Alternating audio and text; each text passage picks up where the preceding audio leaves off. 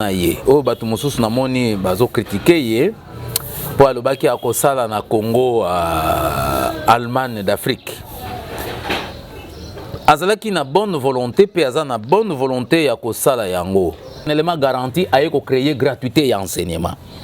Au lieu biso to soutenir vision wana to telemeli yango. Alors que ce pays a beaucoup d'argent. Et tel que je connais son excellence Tony Mwaba. Mais ce mais il va se fâcher. Attitude na osenga na ba politicien. Dès que vous déclarez qu'il y a état de siège de l'autre côté, vous déclarez état de guerre. Naina lo baboy. Ba député yo. Ba no maki bango ba député. Ba da esatio.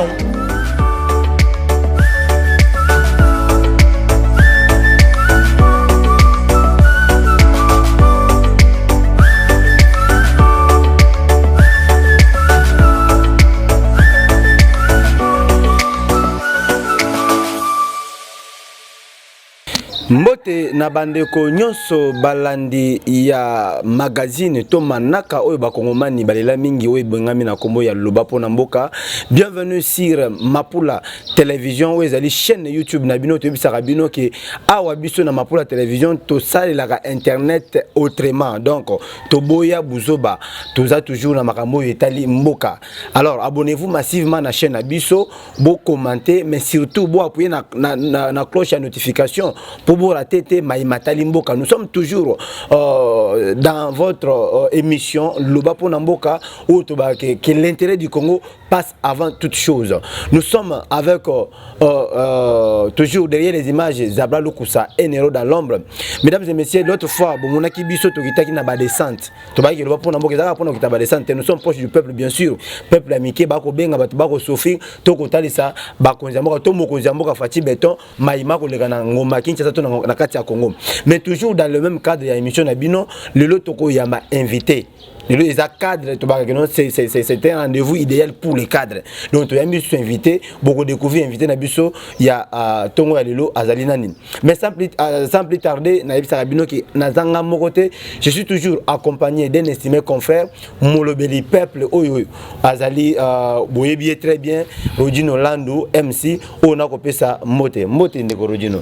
Mote Nayo, Ndeko Fading Bonamukendi, Ndenge Kaka Oti ko annoncé, Naba fidèle téléspectateur Nabiso Nyon so balandara biso en direct sur Mapula Télévision et ali chaîne Nabino chaîne moko captive chaîne moko vraiment intéressante na kati ya YouTube vous alliez bene aba ebele aba abonné bozolanda biso lelo Loba Pona Mboka émission oyo epesaka vraiment voix na population congolaise oyo informaka epesaka bango pe orientation na oyo tali vraiment bozaleli malamu ya congolais pe kimia na isika avandi na mabele na ende lelo to yambi pona bino ngai lengo na ndeko Fading Bonamukendi aigle de la presse to yambi o azali mutu munene na kati ya Congo na biso to bengie na kombo ya maître Jean-Claude Vemba Samba.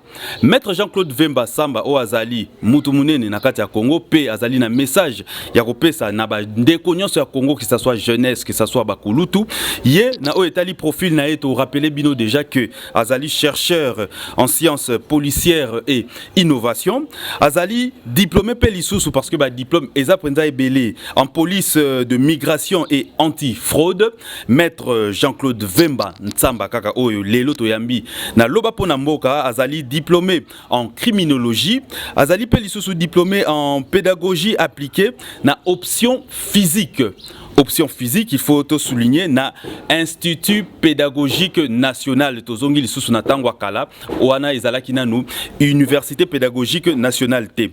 Maître Jean-Claude Vemba oyo toyambi pona bino azali pe lisusu diplômé en théologie dogmatique, docteur professionnel en théologie, licencié na droit et relations publiques, doctorat en droit international, azali pe lisusu diplômé en droit international de travail au campus de Tirin wana to moni mboka ya Italie pona to clôturer na oezali profil académique naie azali pe lisusu praticien ya droit et puis bishop na église pentecôtiste Nouvelle Alliance na katia mboka Congo ndeko Fading Bonamukendi. Merci beaucoup Ndeko Rodino. Alors rapidement quand on a que avant Boto on a profil il y a invité Nabiso. Alors Boyoki mais faut mon mutango rapidement sans plus tarder les images je reçois sur ce plateau maître Jean-Claude Mvemba Nsamba ou l'invité Nabiso. Bonjour et bienvenue maître Jean-Claude.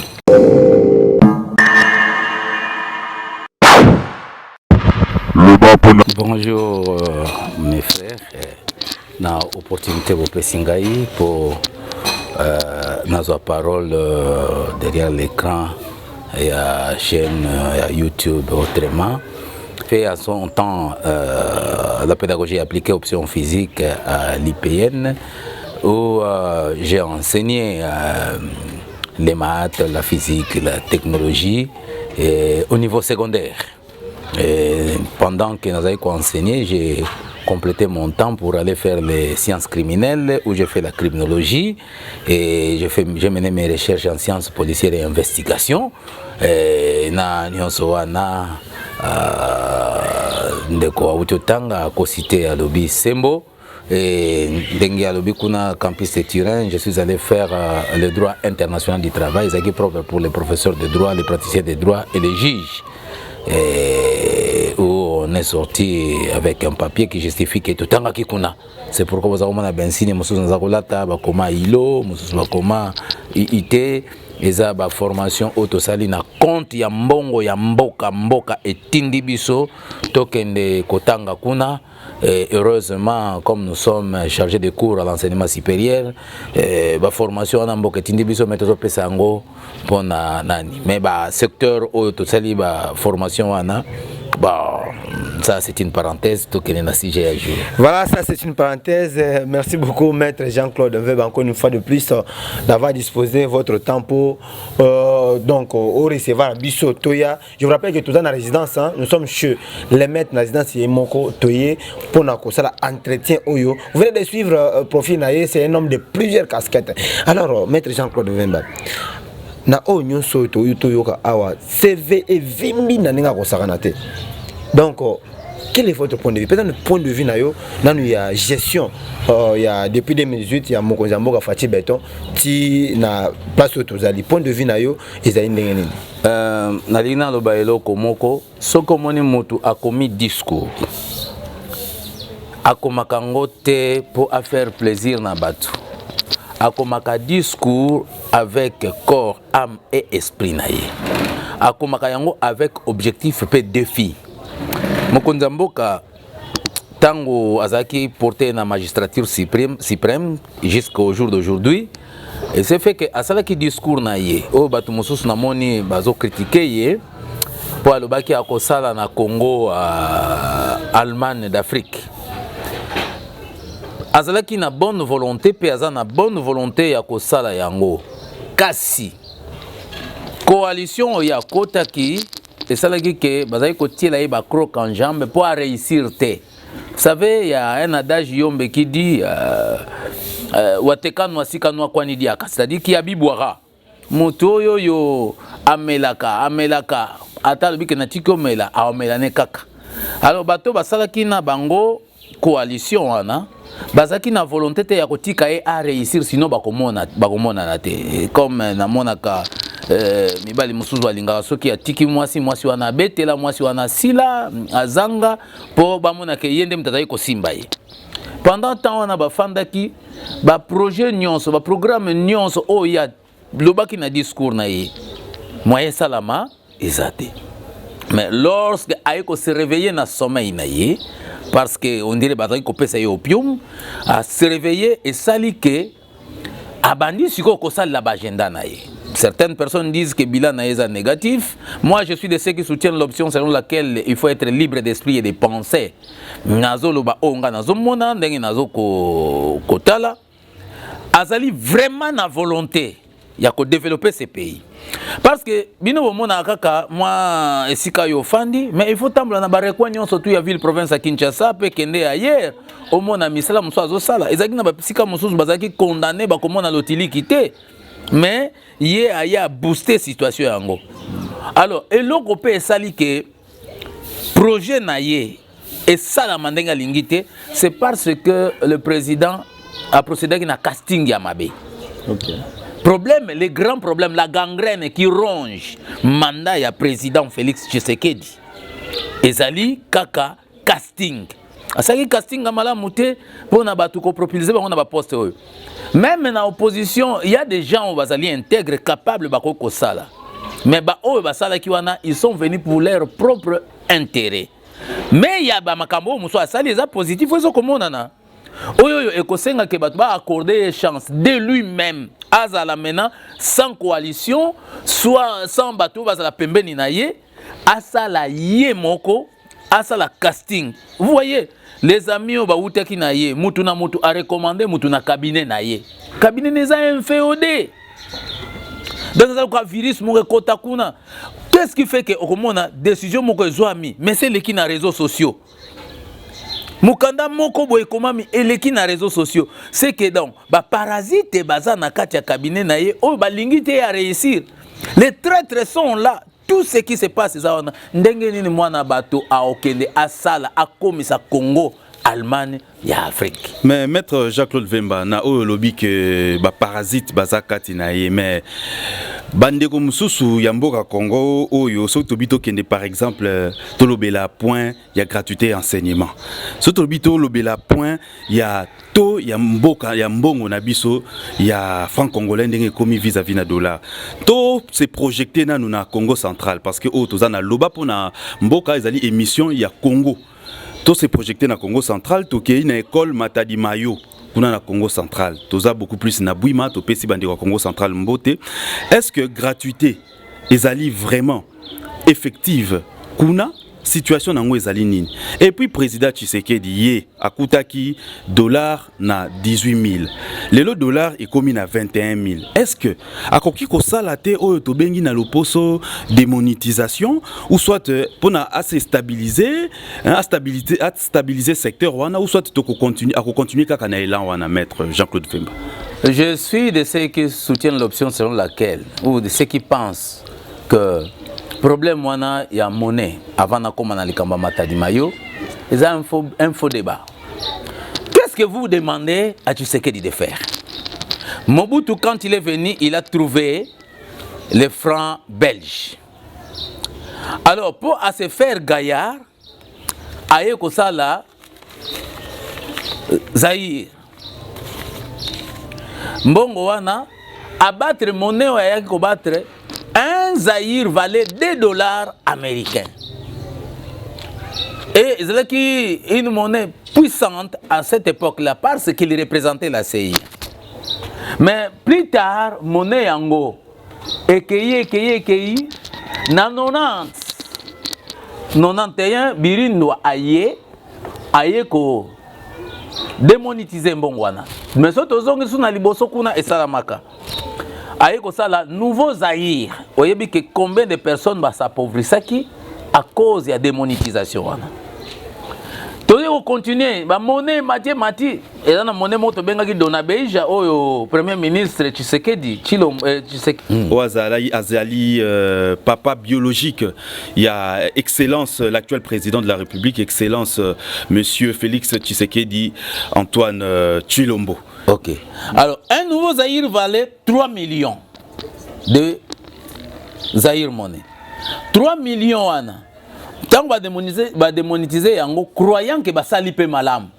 Mais monnaie, yango, nenge kende kina mbangu. Inflation, yango koma.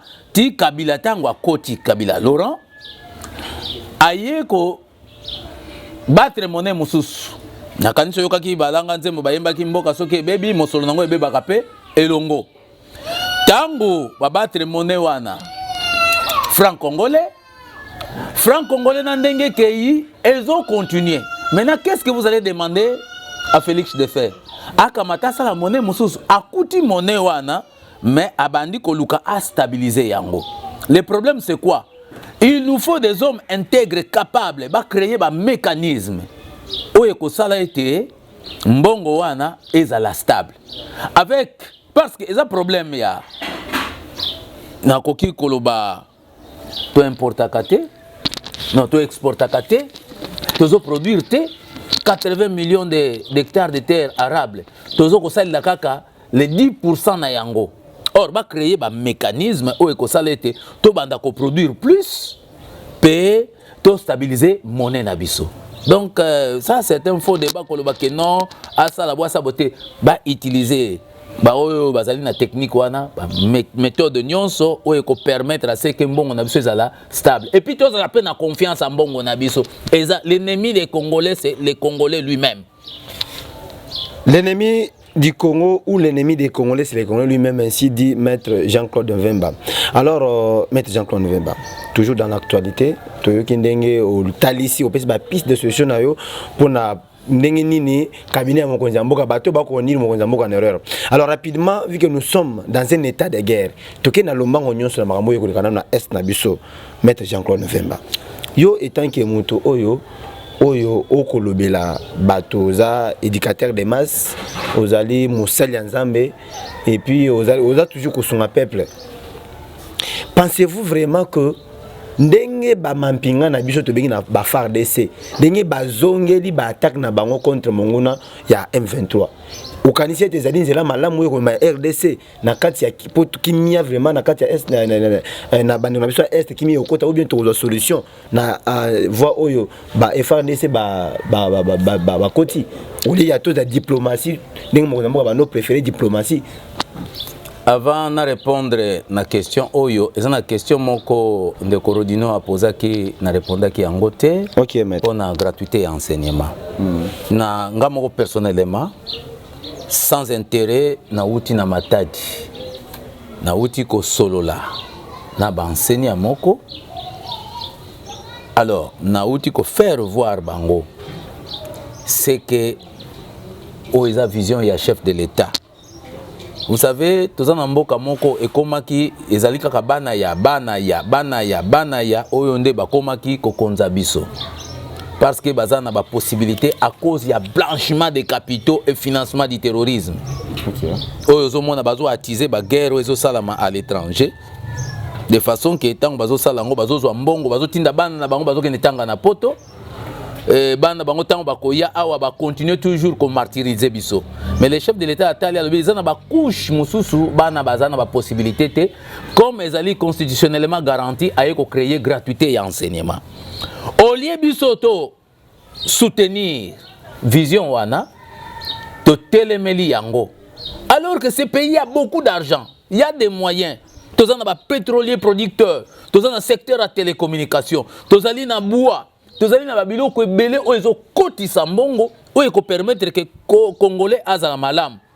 Il va créer guerre à l'est de façon que mukolomosu bokoya to lobela kaka makambo ya etumbo e salami oyo entre yaka na nani nateke et puis to lobela makamba bunagana. Bon, il y a des réalités parce que na tango ya moketo ko kolobela yango te. Pourquoi kaka foyer attention za la kaka kuna. Toyeba kolobela yango. Mais nazongi na likambo ya école bongo na koya ko chiter na question yo poser ya guerre. École oyo tangi matadi mayo. Eza école oyo yo terrain wana l'état apesaka yango na confession religieuse o bengi première église des prophètes de Jésus-Christ au Congo, PPJ.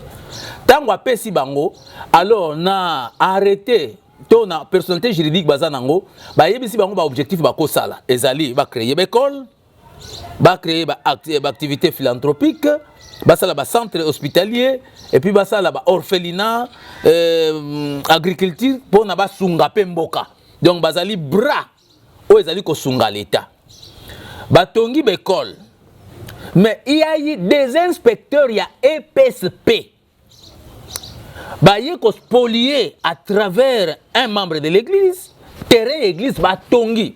Alors, je vous ferai les images pour na comment personnellement dans l'école yango. OK. Un partenaire aye a Tongeli Bango école Moko avec école Monani à niveau R+1.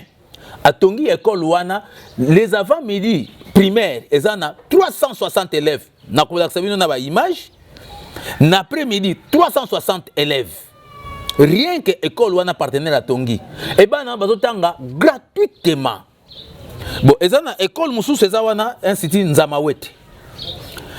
Baza na 6 salles. Mais na 6 salles, partenaire aye atongela bango 26 classes. Mais un inspecteur, il y a EPSP, et j'insiste, à Kamati, à Bandio Tonganda, à Bouki Église, à Tonginda, parce que Aza inamovible et intouchable. Le directeur à cabinet, il y a un représentant légal de l'église, on a commis la ministre, a commis la même gouverneur, va mener l'enquête. Mais il y a encore un autre monsieur, il s'est dit petit frère du procureur, et il peut à Tongi na terrain, il y a église. Donc, moi, je tonga ezate. Et je leur ai dit que ça, ce sont les ennemis à chef de l'État, balingité, gratuité, il y a enseignement. Et cette école-là est une meilleure école na Matadi. Et j'insiste, école wana institut Nzamawete, Nzamawete na institut Matadi Mayo, EP Matadi Mayo. Donc mundela ye alinga kamata sikoyo école yango akende tonga et pas ya ba privé. Nous leur avons dit que non, et pas il besoin qui esika kotonga, bo tonga wana. Et puis ce que moni mutazo télémé la gratuité et enseignement. C'est qu'il n'est pas congolais, c'est un infiltré, c'est un étranger, a vu combo nabiso. Ce que mon peuple limba sala malamu, il y a l'ingité. C'est qu'il y a un intérêt moko. Et c'est pourquoi à l'époque il y a crise, il y a golf, Mwanda Makoso paix à son âme, Azaïko cité adage moko yombe qui dit un bouc s'approcher de soi, ça sent mauvais. Mais dans la casserole, ça sent bon. C'est-à-dire quoi? Kozwa mbongo ya oyo kozwa mbongo ya mabe. Olingi te batonga église wa batonga école wana po bana babika mozo wela kaka intérêt na yo.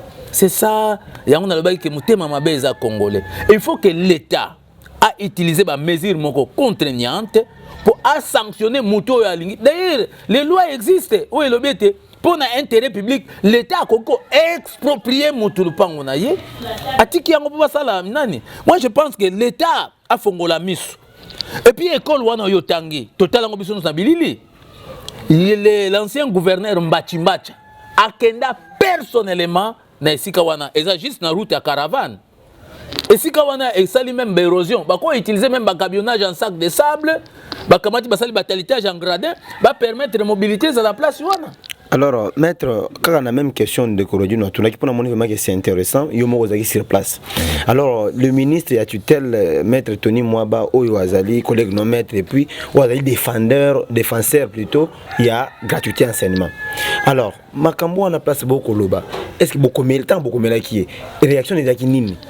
Bon, généralement, quand on écrit à une autorité, ce n'est pas l'autorité qui se déplace pour aller là-bas. Ouais. Mais il envoie ses émissaires. Ce sont eux qui vont faire rapport. Il a été lui-même à Matadi. Mais parce qu'il y a trop d'excavations, ils ont créé des histoires de façon que moi et mon candidat comme même Mbachi est arrivé sur place. Il était même malade. Et il s'est fait même voler son téléphone. Donc les ministres, tant à Moni Nengwana, il faut que les hommes intègres, commis, palper du doigt. Yomoko l'État au PC tout terrain. L'État, à travers tes agents, babandi côté qu'à terrain wana. Mais l'État, il y a tous les moyens possibles. Ce n'est pas à dire quelqu'un qui se dit je suis le petit frère des procureurs. Est-ce que c'est vrai? Est-ce que c'est un trafic d'influence? Et si c'est vrai, quelle sera l'action qui sera prise pour Namutouana? Je ne pense pas. Vraiment. Quelqu'un qui est lui-même inspecteur. D'abord, Azobang, ça va préfet. Azobang, ça va enseignant. Qu'est-ce que ces pauvres enseignants, d'ailleurs, Bazaki bouché, bloqué, Bazoza salaire, qu'est-ce que ces pauvres enseignants peuvent faire? Et quartier Wana est comme un quartier répété dans ma Koulouna. Parce que voie d'accès, ils sont vraiment. Qu'est-ce que ces gens-là? Mais si le ministre lui-même descend, attends là, labyrinthe au Batongi, moi, place Wana, dans les Sikaza Faubourg, attends là, place au Balingi, tel que je connais son excellence Tony Mwaba. Mais ce mais il va se fâcher. A kosenga na kanisi iliko ba détruire, ba démolir banda kwana. Qui construit chez autrui, construit pour autrui. Et puis qui achète mal, achète deux fois. Donc ils sont censés connaître la loi. Mais malheureusement. Mais tout ça sikoyo. Voilà, maître, question il y a Makambo Est. Makambo Est, moi je soutiens l'action du chef de l'État. Abanda qui en bien. Autre fois la question était de savoir est-ce que voix Oyo, il y a quoi attaquer maman la guerre totale comme la devait déclarer le chef de l'État. Au départ, Nazaraki contre la diplomatie. Ouais. Il y a président de la République. Mais après qu'on interroger les lois internationales et certaines conventions, j'ai compris que Azalaki en avance, que Tokenina na dialogue, Toyokana, parce que y a un système, il y a un partenariat public-privé, et ça la gagnant-gagnant. Vous avez un minéré, vous avez un place, vous avez un somba officiellement et pas inangai. Or, les gens croyaient que c'était le Rwanda. Or, derrière le Rwanda, comme un adage Congo qui dit, le Rwanda, population, il y a Rwanda, Nyonso, c'est 13 millions d'habitants. Mais le Congo, la ville-province de Kinshasa, c'est 18 millions d'habitants. 18 millions d'euros, c'est plus que le Rwanda. Donc la capitale du Congo, de la RDC, est la République du Rwanda. Oui, elle est qui Yango. Mais est-ce que moi, Basoda, on a la face na Basoda na biso? Alors si ce n'est pas le Rwanda qui est si c'est pas le Rwanda notre ennemi, parce que tout va que non, Rwanda n'est parrain, il y a M23. Oui. Alors si ce n'est pas le Rwanda. Il n'y a pas seulement le Rwanda. Comme souvent il y a tout le histoire, il y a peuple, ko interroger l'histoire comment. Ba Rwanda ba se retrouve ma Barthélemy asalaki Bisengema na salaki manigance na ye pour octroyer bango lorsqu'on a élaboré la constitution pour élobi que na terme il y a 1885 toute personne qui se retrouvait sur le sol congolais a une nationalité congolaise hein? Et puis na ba mode d'acquisition de nationalité. Mais alors que technique on a basala qui clochardisé la population congolaise et comme si bango ba metek donc on eza ba biloko ekosenga penza boye bo interroger nga malamu. Alors nazongi siko place wana les chefs de l'État tanga monique non ezo se dessiner noir sur blanc que ce sont les Rwandais mutu bazoko bunda derrière M23. Alors batiaki biso na embargo moko pona ko amoindrir biso bayaka bazwaka ba minéré bakende nango bakende koteka bakomisa Rwanda labyrinthe bakomisa ngo na ndenge na bango sous prétexte bazo protéger population rwandaise. Akena option ya guerre. Omoni mwana soka zo yokate ozo limbise. Même Bible lobi mbata da film bongi na mukongo azoba. Kamata mwana na banda ko beta ye soki a betami à côté yama. Donc il faut toi infliger bango leçon. J'avais critiqué, je retire mes critiques. Tango Muzito alobaka que tozongi sa guerre na Rwanda. Na tellement que na lobi non comment un homme politique a bon j'avais tort. Aujourd'hui na moni que il avait raison, c'est un visionnaire. Donc il faut tozongi sa guerre kuna ba sentir. Muto abela no malaria te. Soki akwei. Muto abela malaria ko comprendre. Mais o abela ngote. Donc, le biso souffra. Nombre de bateaux qui na Congo koleka kutu génocide rwandaise. Koleka même population rwandaise.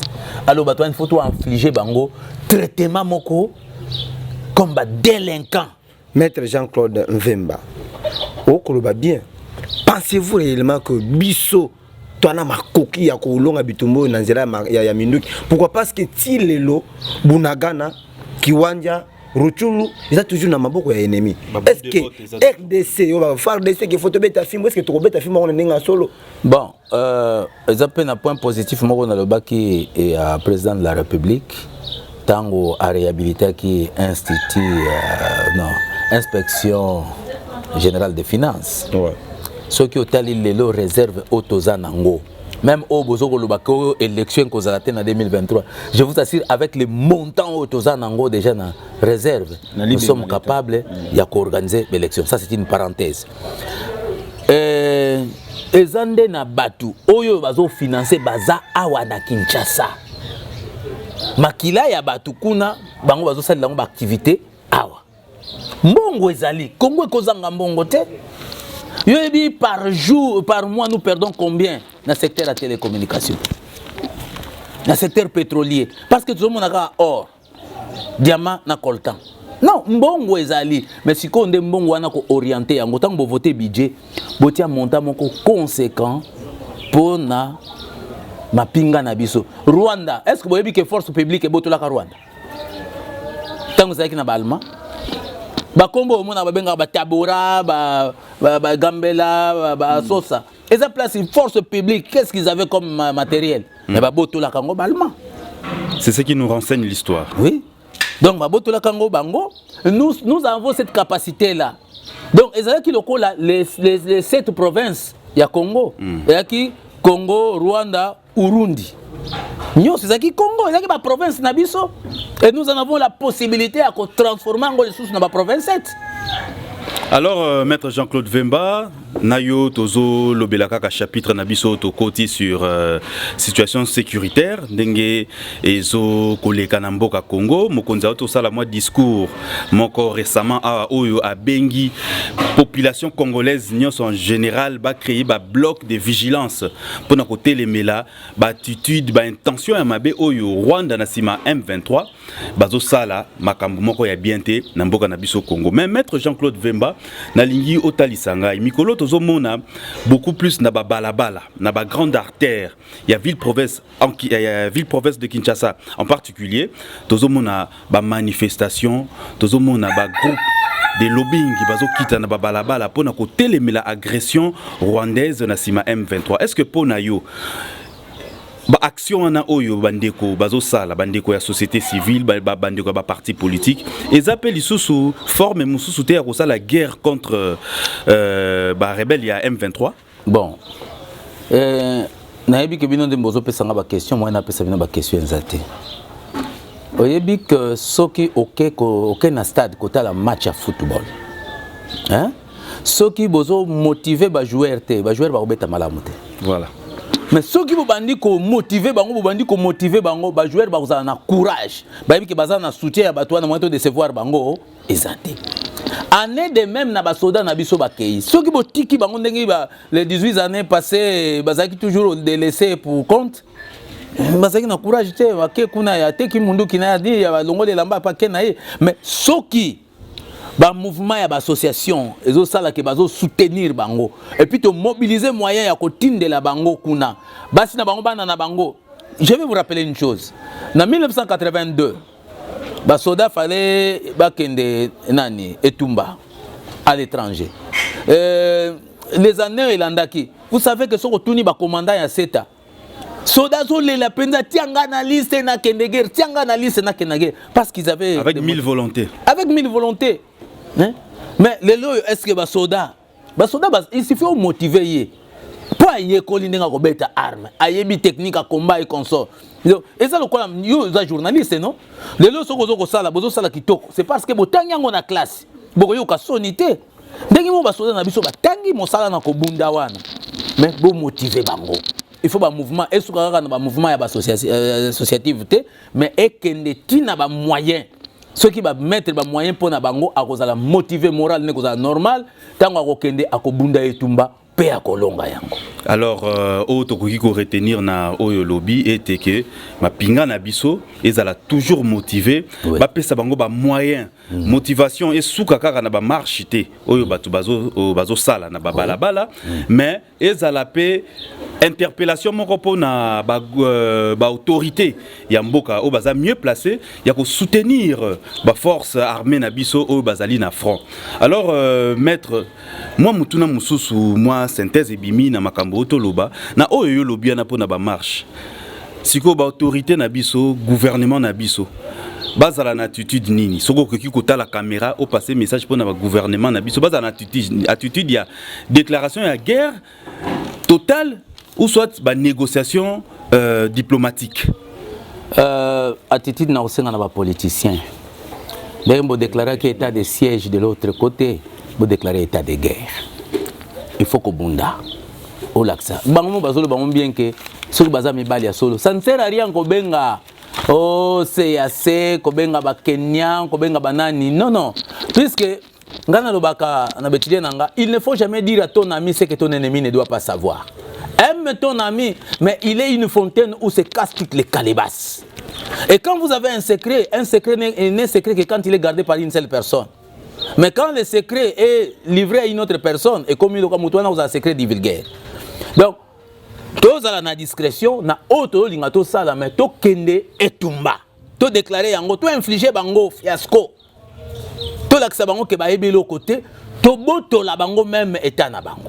C'est ce que moi je peux demander. Exactement que to kende ezananité que to bon de la kabango non. Ceux qui sont congolais. Et puis to boya likambo brassage. Parce que bango ba senga dialogue. Je ne sais pas si vous êtes d'accord avec le dialogue. Mais dialogue pour n'importe ça, brassage, vous savez ça, je vous dirais une révélation. Lorsque il y a contrôle, il y a FRDC Salamaki. Que nous avons été renseignés à partir de Ituriwana. Des camions sortaient de brousse. Otali Mutango nilotique à 100%. Otali Mutango ayebi même pas Lingala, même pas français.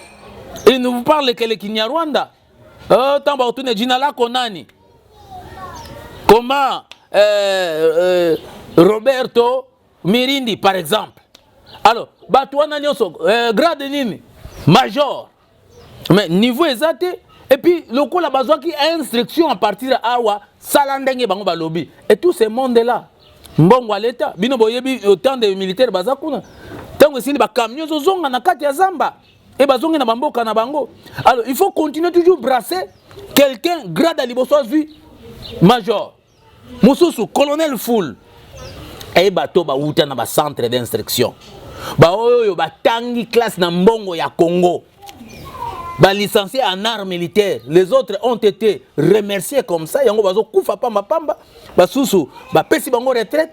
Or ces gens-là peuvent constituer une réserve stratégique pour le Congo. Ba kotia bango comme ba conseiller, ba kotia bango comme ba formateur, ba former la jeunesse na mbongo ya Congo bazwa ba kenda kotanga na poto. Donc moi je suis contre tokende na dialogue na boyi yango parce qu'il y a des marionnettes. Mais moi je vais vous dire une chose. On a été sollicité à l'époque quand j'ai gardé ma barbe. On m'a dit que Nazan a style. Et j'ai dit non et non. Donc je devais être marionnette.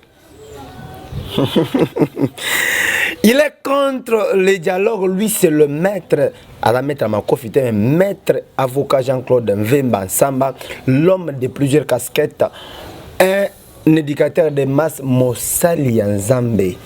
Hein? Un homme de Dieu.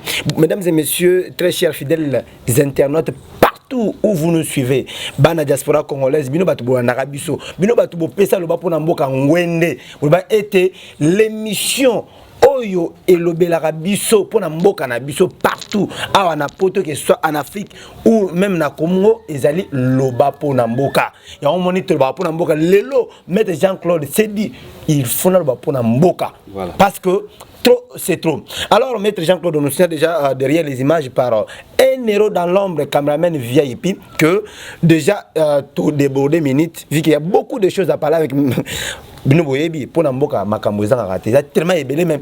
Nous serons encore prochainement pour ceux qui bossent dans l'émission Oyo.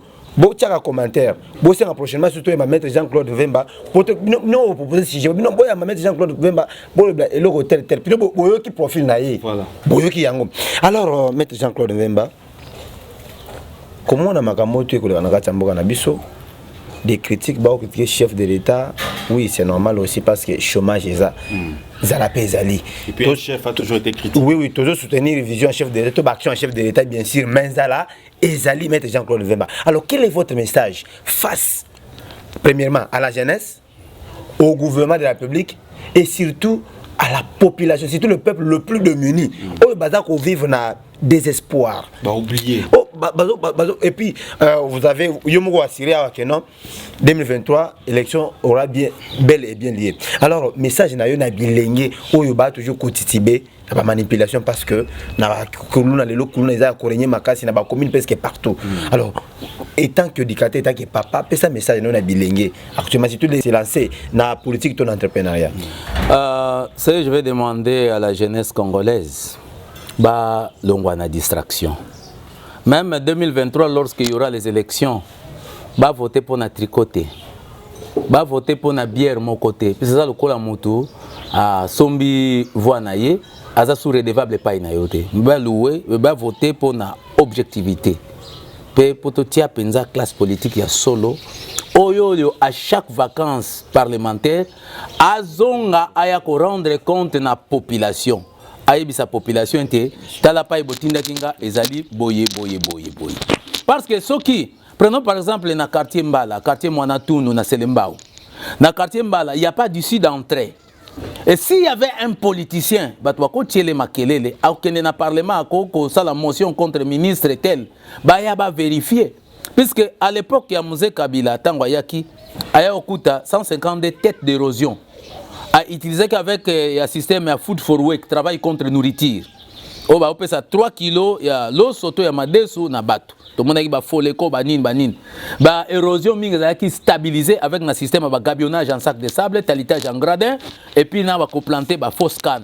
C'était les mêmes gènes oyo lelo ba koma ba kuluna. Ba zwaka ba gène wana ba okipa ki bango.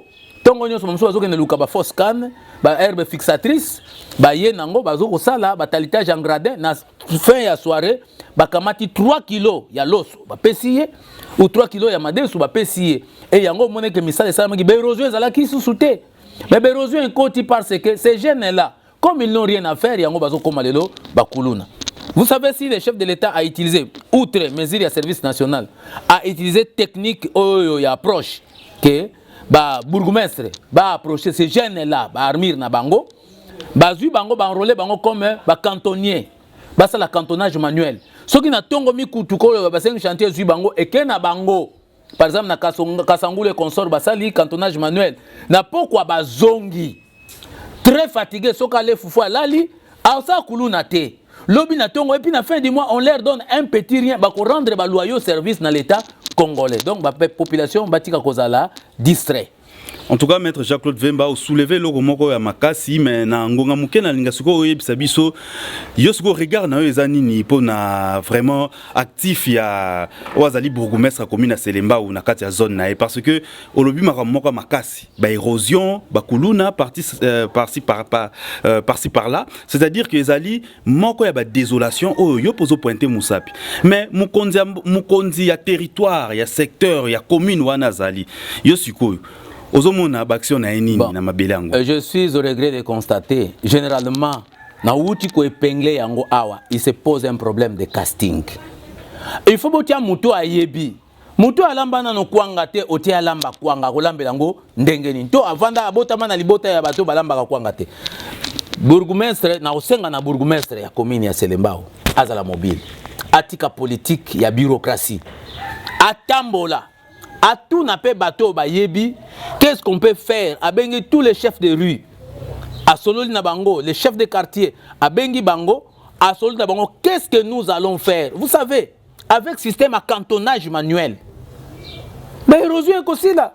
Mobutu a réussi dans son temps. Basimeti vous la propre à cause il y a Salongo chaque samedi. Mais aujourd'hui Salongo est comme Chida ya ba policier. Ba policier ba otambola o tira ka mesa libanda akangio amende. Ça c'est pour appauvrir davantage la population. Mais ceux qui salon ont commis vrai. Ceux qui moins érosion bandi mouké na balabala, moins excavation mouké, batubaye babongisi yango. Ainsi de suite, l'État accompagné bango. Je parie et je crois, j'estime et je le répète que Babiloko yo ekosila. Voilà, to komi na suka ya émission na biso maître Jean-Claude Vemba, to tondio botondi na ndenge o disposer tanayo pona tupoto ya mabe na loba pona moka. Merci beaucoup, c'est moi qui vous remercie Ndenge Boye pour nalobape pai nabino nakanisi keza mbala liboso te pe ya suka te puisque ça na ba sujet belé population za na posa yeba ba Rwandais ba kota wa ndenge nini ba banda ndenge nini esali kelelo ba Rwandais ba monela biso kulu ne bandi ndenge nini bon situation ya étude par rapport na Afrique ba université na biso za ndenge nini donc toko sola makambo ebele oyo komona que te rappeler ba te réveiller mémoire ba ndenge Bible lobi réveille ma mémoire parle-toi toi-même pour te justifier nzamba pambola bino ndenge boye. Amen. À la présentation c'était Fading Bona Mukendi mwana Kolomboka et Rodino Lando MC Molobeli peuple derrière les images un héros dans l'ombre quand même une vieille pizza Balukusa madame Myriam Mapula. Gros bisous à toi maman à PDG. Abonnez-vous massivement sur votre chaîne mesdames et messieurs. Restez branchés sur les antennes de Mapula Télévision. Merci de nous faire confiance et on se retrouve à la prochaine. Au revoir. Au revoir.